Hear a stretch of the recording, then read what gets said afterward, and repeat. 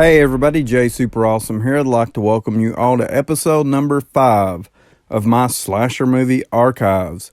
In this video, I will be giving my review for Curtains, released in 1983. Behind every curtain, someone is waiting. Something is watching. Okay, so getting into the plot for this one. A group of women gather at a weekend casting call at the secluded mansion of director Jonathan Stryker. He's searching for the perfect woman to play the role of the crazed character Audra, and these women are just dying for the chance to play her. Stryker's last star, Samantha Sherwood, is so determined to get the part, she committed herself to an asylum to prepare for the role. Unfortunately for all, a crazed killer in a disgusting hag mask is viciously murdering everyone, one by one.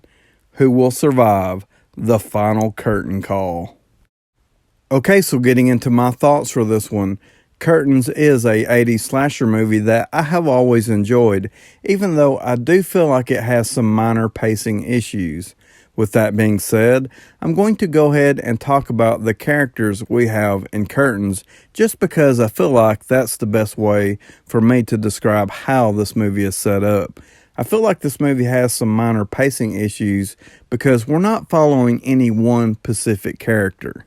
We have 6 actresses who are going to audition for a movie role. Each girl has their own set of skills. Some of them have already acted before, but we do have a dancer, a musician, a ice skater, and a stand-up comedian, so they all have different talents, but share the same common goal.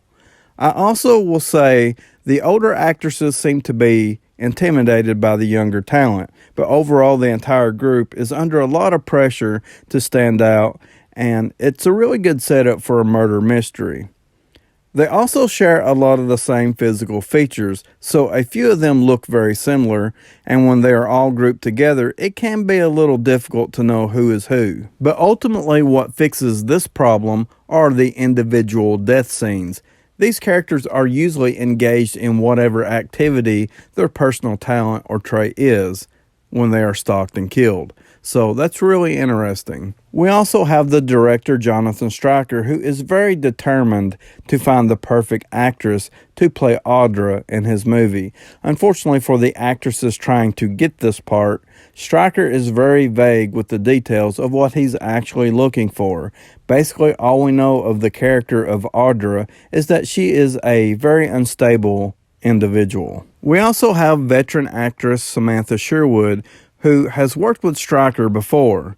She commits herself into a mental institution at the beginning of the movie so she can be amongst the crazies to research for the role of Audra. She feels like with having this level of commitment that she will surely get the part, but after some time locked away in the mental institution, she discovers that the director has moved on without her and plans to cast someone else to play as Audra. So obviously, when she finds out, she is enraged. But really, who could blame her? Okay, so now I'm going to talk about some of the things that I really liked about this movie. I really like the fact that it has several different set locations. I have already mentioned the mental hospital, but we have a scene with one of the actresses who doesn't actually make it to the audition. This scene was really effective because we have a creepy dream sequence where it's raining, and it involves one of the saddest, creepiest looking dolls you could ever imagine, and this creepy, sad doll will pop up later on as well. This scene was also perfectly set up with a stalk sequence. Then we see some of the other actresses before they make it to the mansion where most of the movie takes place. It's a secluded location covered in snow. There is also a nearby frozen pond, and it's in that scene we get the fantastic frozen pond stalk sequence, and it's the most iconic moment in the entire movie. I also wanted to mention that we have another fantastic stalk sequence towards the end of the movie. It's a fantastic cat and mouse sequence that takes place inside the prop house.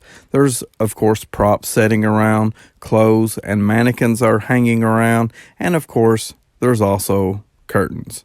It's just an overall suspenseful sequence towards the end of the movie.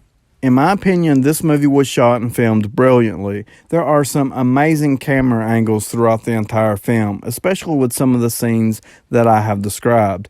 We see things in a way that sets a overall mysterious, creepy tone, and it gives a unsettling vibe.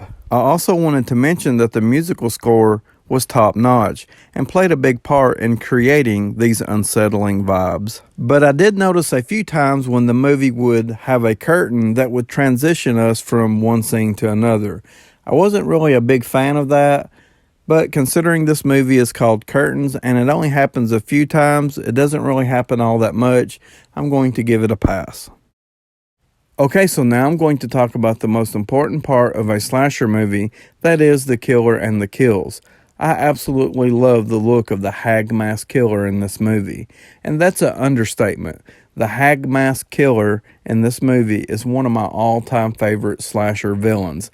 Not necessarily the ending reveal of who the killer actually is, even though I thought that was perfectly set up and executed as well, but more specifically, just the look of the killer. The Hag Mask is just creepy in my opinion. And I love how we see the killer in this movie. The camera angles and the way the stock sequences are executed, it all works because the Hag Mask is just creepy. Of course, they could have used any other slasher mask, but for me, the Hag Mask just works.